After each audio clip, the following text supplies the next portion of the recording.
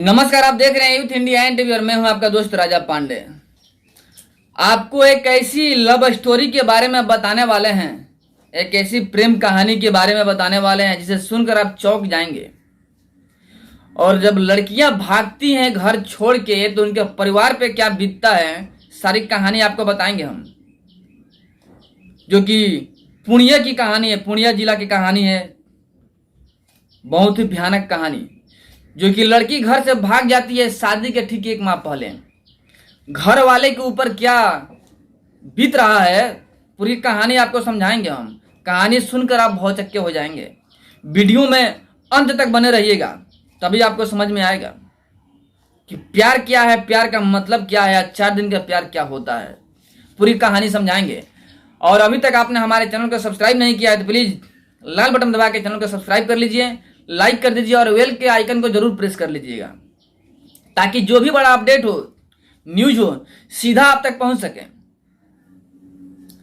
चलिए वीडियो में आगे बढ़ते हैं और आपको बताते हैं पूरी कहानी। पूर्णिया की प्रियंका घर से निकलती है कॉलेज जाने की बहाने कि जा रहे हैं कॉलेज बीए के सर्टिफिकेट लाने। अब घर वालों को क्या पता होता है, घर वाले तो पूरे विश्वास के साथ में अपने बच्चे को पढ़ाते हैं, पढ़ा लिखा कर विद्वान और काबिल इंसान बनाना चाहते हैं। क्योंकि भारत में, खासकर बिहार में कानून लागू है, दोनों का अधिकार सेम अधिकार, यानी हाफ अधिकार है, 50% का अधिकार लेडीज और जेंट्स दोनों का है। भारत का नारा भी है बेटी पढ़ाओ बेटी बचाओ वाला नारा है, जो सभी लोग अपने बेटियों को पढ़ाते हैं, पूरे तन मन से पढ़ाते हैं। ये लोग भी अपने बेटी को पढ़ा रहे थे, इनको क्या पता था कि क्या होने वाला है। घर से निकलती है प्रियंका बीए की सर्टिफिकेट लेने के लिए कि हम कॉलेज जा रहे हैं।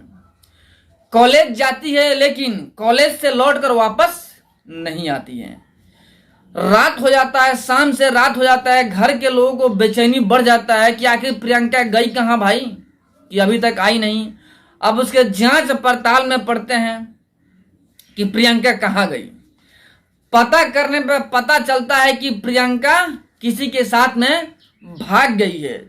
अब किसके साथ में भाग गई वो भी बताते हैं आपको हम। पता करने पर पता चला कि प्रियंका किसी और के साथ में भाग गई, बीए के सर्टिफिकेट लेने गई और लेने के बहाने भाग गई। शादी प्रियंका को तय हो चुका है, 1 माह बाद शादी है। तिलक दहेज सबका बात हो चुका है, लगभग दान दहेज दिया भी जा चुका है लड़की वालों की तरफ से लड़का वालों को। अब कार्ड छपने वाली है।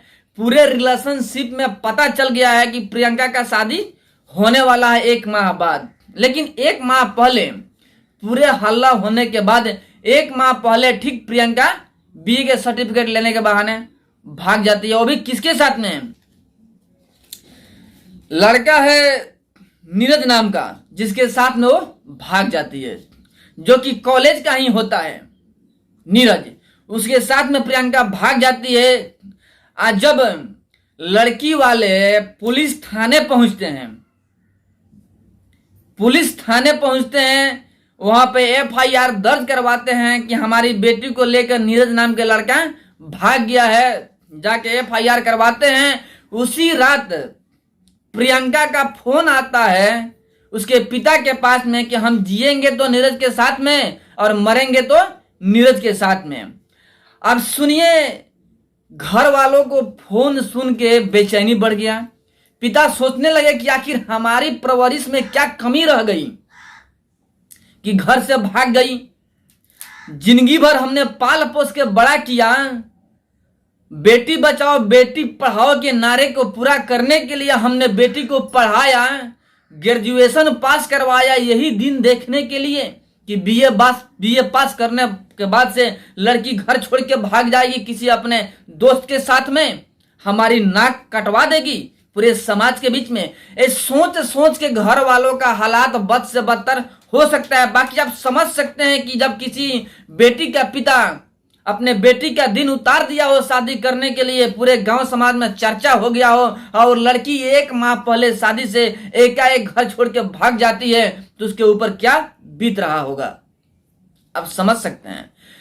जब उसने फोन करके यह बात कह दी कि हम जिएंगे तो नीरज के साथ में और मरेंगे तो नीरज के साथ में। अब कल हो के उसके पिताश्री मुझ का पुतला बनाते हैं अपने बेटी का नाम के, मुझ का पुतला बनाए,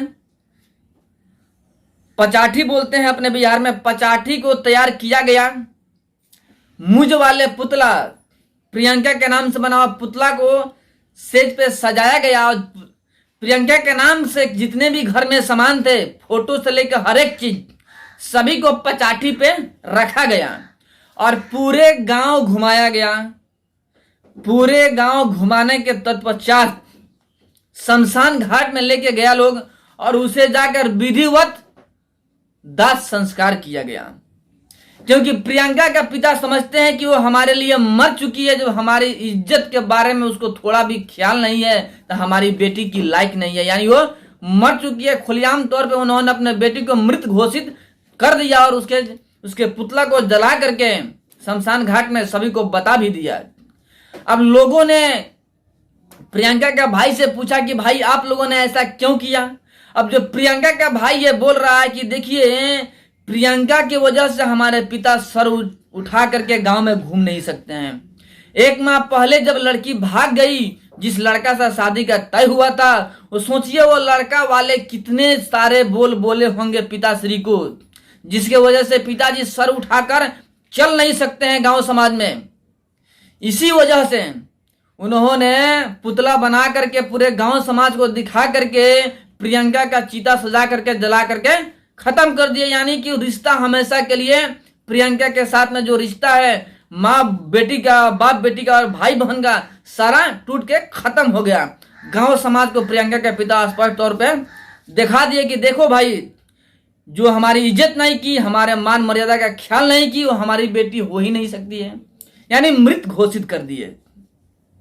अब देखिए, घर वाले जो भी होते हैं बेटा बेटी को समान दर्जा देते हैं, दोनों को पढ़ाना लिखाना चाहते हैं और आगे बढ़ाना चाहते हैं, बेटी को भी कामयाब बनाना चाहते हैं बेटे की जैसे, कि बेटी को भी भविष्य में कोई तकलीफ न हो। लेकिन बेटियां जब एकाएक रंग बदल देती है तो घर वाले के ऊपर गहरा चोट पड़ता है, गहरा दर्द होता है। जो विश्वास के साथ में अपने बेटी को पढ़ा लिखा कर विद्वान बनाना चाहते हैं, एक कामयाब इंसान बनाना चाहते हैं। अब बोलिए, सरकार कहती है बेटी पढ़ाओ बेटी बचाओ, लोग कैसे विश्वास करेगा उन जैसी बेटियों पे।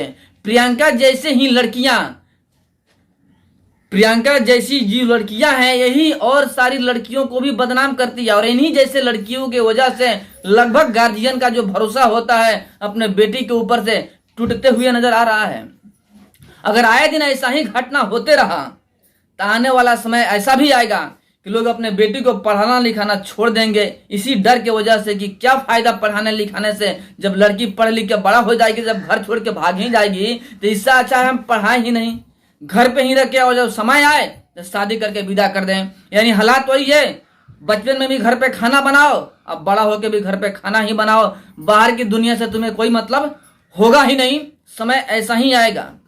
इसलिए हम कहना चाहेंगे उन सारी लड़कियों को कि जो घर वाले आप पे विश्वास करके पढ़ा लिखा रहे हैं, उनके विश्वास पे कायम रखिए और ऐसा कोई गलत काम ना कीजिए कि माँ बाप का सर नीचा हो।